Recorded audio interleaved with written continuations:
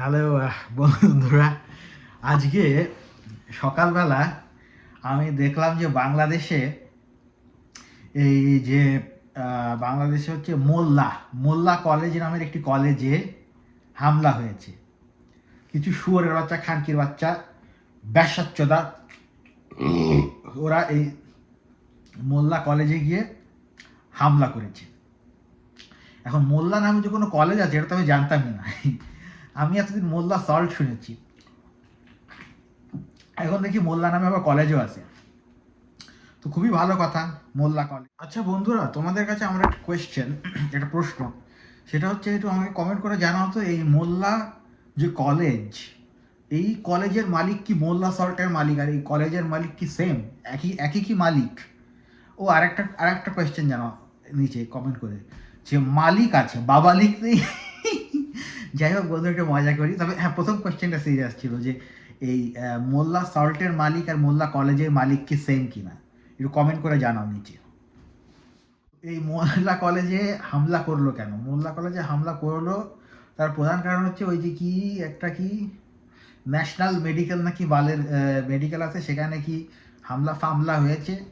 তো তার জন্য এখানে এসে এই কলেজের পুরোটা ভেঙে দিয়েছে, এবং যে ভেঙেছে সেটা খুব মজা, মানে খুবই মানে অভিনব কায়দায়।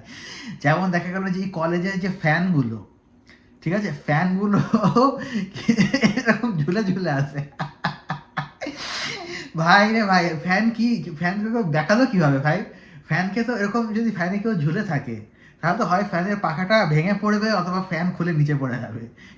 এমন শক্ত ফ্যান যে ফ্যানের কিছু হয়নি, পাখা পাখা বেঁকে গেছে। এবং আবারও দেখা গেল যে কিছু মানুষ হচ্ছে কি চেয়ার টেবিল, ঘাড়ে ঘোরে চেয়ার টেবিল সব নিয়ে আসছে। বাংলাদেশের মানুষের কি চেয়ার টেবিলের এতই অভাব? চেয়ার টেবিল নেওয়ার জন্য হামলা করে একটা জায়গা থেকে চেয়ার তুলে নিয়ে যাচ্ছে। চিন্তা করো তোমরা একবার, একটা জায়গায় হামলা করে চেয়ার নিয়ে চলে যাচ্ছে। যাই হোক, তো চেয়ার টেবিল এগুলো সব তারা নিয়ে গেছে কলেজের, এবং অনেকে দেখলাম যে বই ফইও নিয়ে গেছে। তো বলা হচ্ছে যে 200 কোটি টাকা, যারা হামলা করেছে তারা দাবি করছে 200 কোটি টাকা। কিন্তু এই কলেজের অধ্যক্ষ নাকি যে কান্নাকাটি করছিল, একটা লোক কাঁদতে কাঁদতে শুয়ে পড়ছিল। আমার মনে হয় নিশ্চয়ই লোকটা মালিক, নাহলে তো এত কান্নাকাটির কথা না। অধ্যক্ষ জব হলে তো অত কান্নাকাটির কথা না। তার মতে হচ্ছে 70 থেকে 80 কোটি টাকার ক্ষয়ক্ষতি হয়েছে। কিন্তু এরা বলছে যে তারা নাকি 200 কোটি টাকার ক্ষতি করেছে, এবং তারা বেশ প্রতিশোধ নিতে পেরে তারা বেশ খুশি। তারা বলছে যে ওই এই আমাদের কলেজের 35 কোটি টাকা ক্ষতি করেছে, ওই কলেজের আমি 200 কোটি টাকা ক্ষতি করেছি। এখন এই কথার প্রেক্ষিতে আমি বলতে চাই যে যেই ছেলেটা এই যে করছে, এই কলেজ কি তো নিজের সম্পত্তি? কলেজ তো নিজের সম্পত্তি না। তোর কলেজে 35 কোটি টাকা ক্ষতি করলেই বাকি, আর 35 লাখ টাকা ক্ষতি করলেই বাকি। তো নিশ্চয়ই এভাবে তো মানে যে কোনো সুস্থ স্বাভাবিক মানুষ এভাবে ক্রিমিনাল অফেন্স করবে না নিজের জীবন ঝুঁকি নিয়ে। এর পেছনে রয়েছে অন্য বাইরের শক্তি। আর একটা কথা সেটা হচ্ছে যে আজকের এই হামলার মাধ্যমে বর্তমানে যে এই সরকার, ডক্টর মোহাম্মদ ইউনূস যে সরকার গঠন করেছে, এই ইউনূস সরকার একটা মুখ থুবড়ে পড়েছে। ইউনূস মুখ থুবড়ে পড়েছে। সরকার চরমভাবে ব্যর্থ হয়েছে দেশের আইন শৃঙ্খলা পরিস্থিতি ঠিক রাখার জন্য।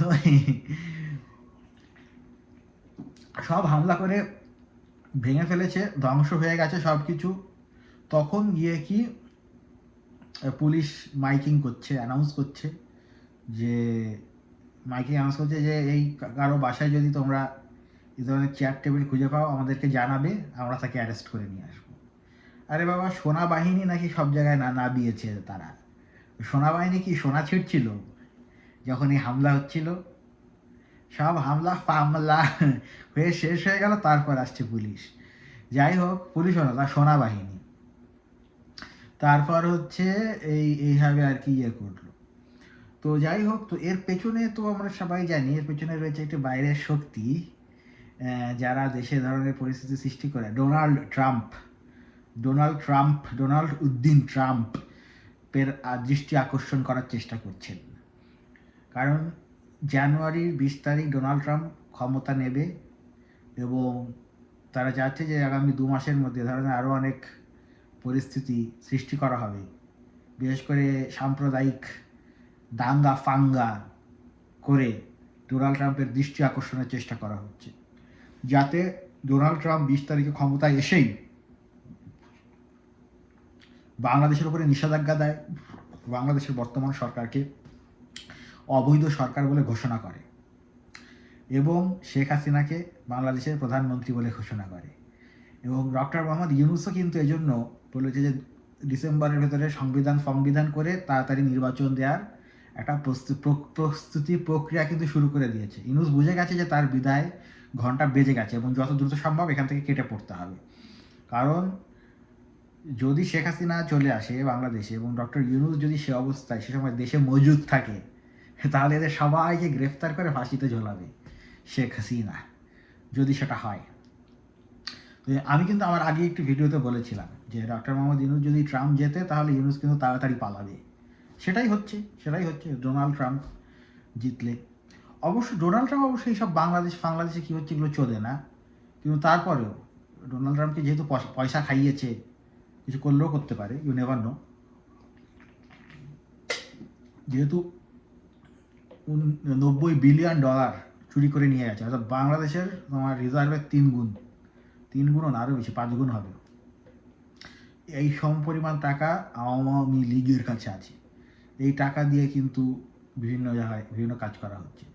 যাই হোক, তো এই মোল্লা কলেজ, এতদিন শুনেছি মোল্লা সল্ট আছে, এখন আবার মোল্লা কলেজও আছে। যাই হোক, ব্যাপারটা জেনে ভালো লাগলো। তো যাই হোক বন্ধুরা, আজ এ পর্যন্তই, দেখা হবে আরও একটি ভিডিওতে খুবই শীঘ্রই। ততক্ষণ পর্যন্ত বাবা।